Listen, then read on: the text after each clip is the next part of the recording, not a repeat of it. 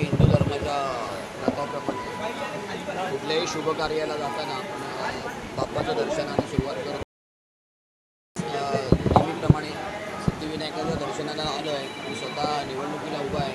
त्यामुळे सहकुटुंब आलो आहे. बाप्पाचं दर्शन घेतलं, आशीर्वाद घेतला. आता मतदानाला जाईल. केलेदार गणपती बाप्पा खरं तर मुंबईचा सिद्धिविनायक खास करून विशेष आशीर्वाद आहे मुंबईवर असं मानलं जातं. हा आशीर्वाद मनसेसाठी कितपत महत्त्वाचा असतो? मुळात मी ह्या सिद्धिविनायकच्या मंदिराचा परिसरात राहण्याचा मोठा झालो आहे. त्यामुळे माझ्यासाठी, आमच्या प्रभादेवीकरांसाठी, दादरीकरांसाठी सिद्धिविनायक खूप आराध्य दैवत आहे आमचं. आणि एकंदर पाहता मी 15 दिवस जो काय आम्ही प्रचार केला आणि लोकांकडून जो काही प्रतिसाद मिळतो आहे त्यामध्ये मला मनसेसाठी, विशेषतः मनसेसाठी आणि शिवसेना उद्धव बाळासाहेब ठाकरे या दोन पक्षांसाठी, विशेषतः मराठी माणसांमध्ये जी आपुलकी आणि एक वेगळी भावना जी जाणवली, त्यातून मला असं वाटतं की आमची सत्ता येईल.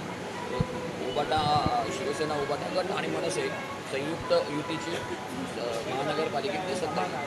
पण ज्या पद्धतीनं खरं तर सध्या वातावरण आहे, जे राजकीय वातावरण सध्या बघायला मिळतं आणि अशामध्येच तुम्ही जो कॉन्फिडन्स सध्या बोलून दाखवता की ठाकरेंची सत्ता येईल, सध्या असं वाटतं का सत्ता ज्या पद्धतीनं आरोप प्रत्यारोप होताना बघायला मिळतं तुमचं विरोधक करणारच. त्यामुळे लोक सुज्ञ आहेत, मतदार सुज्ञ आहेत. त्यामुळे तुमच्या माध्यमातून मी आता मतदान 7:30ला सुरुवात होईल, तर मी